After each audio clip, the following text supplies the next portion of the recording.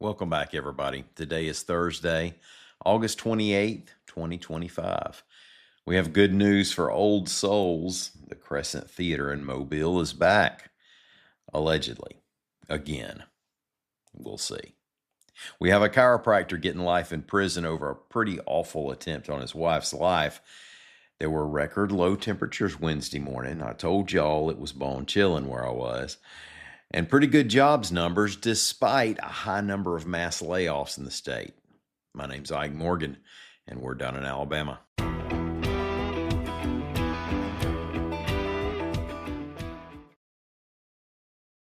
Mint is still $15 a month for premium wireless. And if you haven't made the switch yet, here are 15 reasons why you should. 1, it's $15 a month. 2, seriously, it's $15 a month. 3, no big contrast. 4, I use it. 5, my mom uses it. Are you playing me off? That's what's happening, right?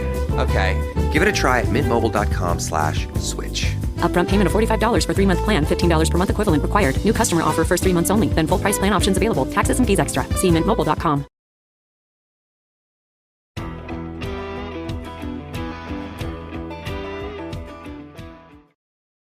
The Crescent Theater in Mobile is not dead yet. The venue dates back to the vaudeville era. In 1885 it opened. Patrons there have seen burlesque shows and silent films. The space was used for restaurants as well over the decades before it was updated and reopened in 2008 to show mostly independent films. Now it shut down again a little over 2 years ago, and a recent effort to make it a movies and comedy venue sputtered. But they're going to try it again. AL.com's Lawrence Specker reports that new operators have announced a, quote, grand reopening, end quote. Now that reopening takes place September 4th, 5th, and 6th with 2 comedy shows and a streaming of The Big Lebowski, respectively. A former chiropractor was sentenced to life in prison for trying to kill his wife by lead poisoning, reports AL.com's Heather Gann. Brian Thomas Mann of Hartselle stood to collect more than $1 million in life insurance money should his wife, Hannah, pass away. Hannah said she became sick in August 2021.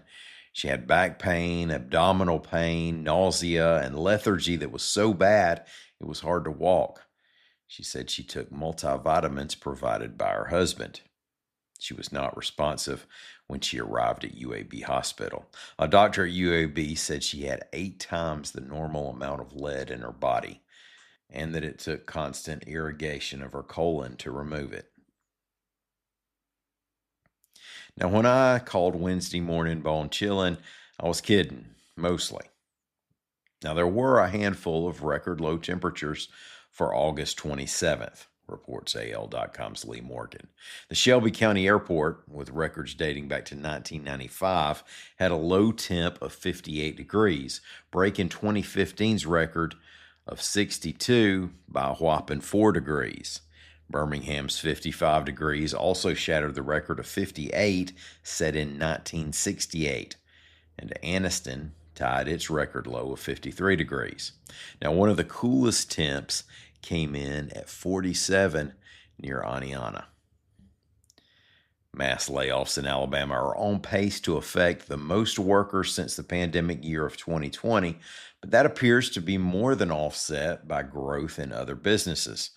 A mass layoff is defined as events in which a company of at least 100 employees lays off 50 or more. AL.com's Hannah Denham reports that Alabama employers have announced more than 3,100 such job cuts this year. The state has averaged fewer than 2,000 since the pandemic. Now, half of this year's mass layoffs occurred in businesses that were shutting down Alabama operations. Yet, employment has still grown in the state, and unemployment is the 6th best in the nation at a very low 3%. In July, Alabama's employed numbered 2.3 million, a 1.1% increase year over year, and the labor force participation rate is around 58%. Jonathan McNair of the Alabama Department of Workforce said that as some Alabama businesses have contracted or closed shop, bigger employers have expanded or come into the state. Also, while mass layoffs are more attention getting, total layoffs are a little more in line with those of a year ago. During the first 6 months of this year, 132,000 workers have been laid off. Through the first 6 months of 2024, 135,000 were laid off. Now, McNair said that many workers have been able to find new work before filing for unemployment, some with contractors that replaced the original employer but kept its employees, although the state doesn't have full records on those kinds of rehires.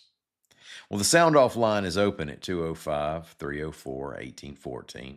Leave about a 15-second comment on the elections, football season, or life in general. It might show up on a future show. That's 205-304-1814. Thanks for listening to us. We'll be back in the morning. Until then, come by and see us anytime you want to on the internet at al.com.